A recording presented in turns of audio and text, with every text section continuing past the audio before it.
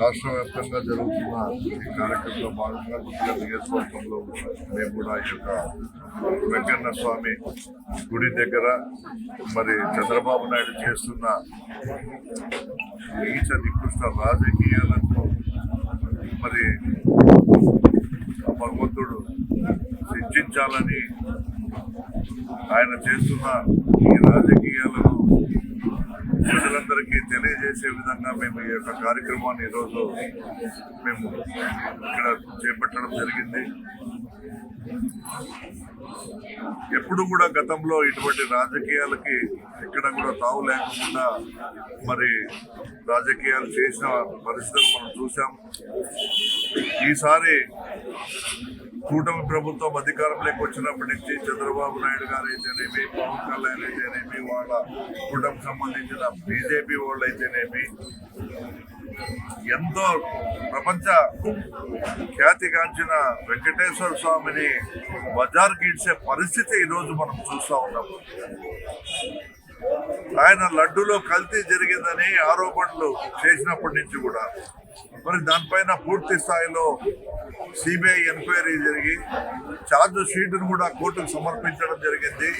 ఆ charge sheet లో clear గా ఎటువంటి కల్తీ జరగలేదు, మరి ఎటువంటి జంతుకు సంబంధించిన ఫ్యాట్ లేదు, జంతు కొవ్వు లేదని కూడా క్లీన్ చిట్ ఇచ్చినప్పటికీ కూడా ఇంకా దాంట్లో మరి దాన్ని పక్కన పెట్టి మరో రాజకీయానికి దేవుని అడ్డం పెట్టుకొని తెరలేపిన ఈ చంద్రబాబు నాయుడికి మరి ఆ భగవంతుడు బుద్ధి చెప్పాలనే దిశగా ఈ యొక్క కార్యక్రమాన్ని మేము చేపట్టడం జరిగింది. నీచ నికృష్ట రాజకీయాలు ఎవరు కూడా ఈడ 1000 ఏళ్ళు శాశ్వతం కాదు. ఎవడు ఎప్పుడు పోతాడో తెలియదు, ఏం ఎంట కట్టుకుపోతామో తెలియదు. కానీ రాజకీయం కోసం చివరికి దేవుణ్ణి కూడా పణంగా పెట్టి నీచ రాజకీయాలు చేస్తున్న ఈ చంద్రబాబును చూస్తే ప్రజలందరూ కూడా అసహించుకుంటా ఉన్నారు. కేవలం జగన్మోహన్ రెడ్డి గారి పైన నిజంగా మీకు దమ్ము ధైర్యం ఉంటే రాజకీయంగా ఎదుర్కొనేదానికి మీరు దాదాపుగా 164 సీట్లతో ఈరోజు అధికారంలోకి వచ్చినారు.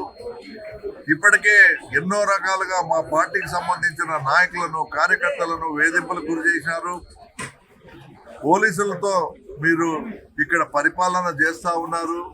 ఇటువంటి కార్యక్రమాలు ఎన్ని చేసినప్పటికీ కూడా ఎక్కడ కూడా వైఎస్ఆర్ కాంగ్రెస్ పార్టీ నాయకులు కానీ, కార్యకర్తలు కానీ మరి ఎవరు కూడా మరి భయపడకుండా మేము పార్టీని ముందుకు తీసుకుపోతాం, తప్పకుండా రాబోయే దినాల్లో వైఎస్ జగన్మోహన్ రెడ్డి గారిని ముఖ్యమంత్రి చేసుకుంటామని ప్రతి ఒక్కరు కూడా నడుం బిగించి ఎన్ని పోరాటాలకైనా మేము సిద్ధమని తెలియజేస్తా ఉన్న ఈ తరుణంలో ఎటు తోచక ఇటువంటి నీచ నికృష్ట రాజకీయాలకు పాల్పడుతున్న ఈ చంద్రబాబు నాయుడు తప్పకుండా మాకు పూర్తి నమ్మకం, విశ్వాసం ఉంది.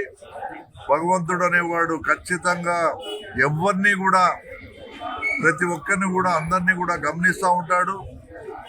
ప్రధానంగా వీళ్ళని మాత్రము దీంట్లో భాగస్వాములైన ఏ ఒక్కరిని కూడా మరి వెంకన్న స్వామి వదిలిపెట్టాడు. ఖచ్చితంగా దానికి తగిన శాస్తి అనుభవిస్తారని కూడా మేము ఈరోజు ఈ మీడియా ముఖంగా, పత్రికా ముఖంగా కూడా తెలియజేస్తా ఉన్నాము. ఇది మంచి పద్ధతి కాదు. కనీసం ఇప్పుడైనా మానుకొని చివరికి మంత్రివర్గ సమావేశంలో ఈ అంశం పైన వచ్చిన తీర్పును కూడా పక్కన పెట్టి వాళ్ళ మంత్రులు కూడా మీరు ఎందుకు దీన్ని ఇంకా ప్రచారం చేయడం లేదు, దీనిపైన ఎందుకు మీరు పూర్తి గట్టిగా ప్రజల్లోకి పోవడం లేదని వాళ్ళను కూడా బెదిరించి వాళ్ళ నోటి నుండి ఇటువంటి అసత్య ప్రచారాలు చేసేందుకు కూరుకున్న ఈ నీచ చంద్రబాబు నాయుడు ఖచ్చితంగా గద్దె దిగే అవసరం ఎంతైనా ఉంది.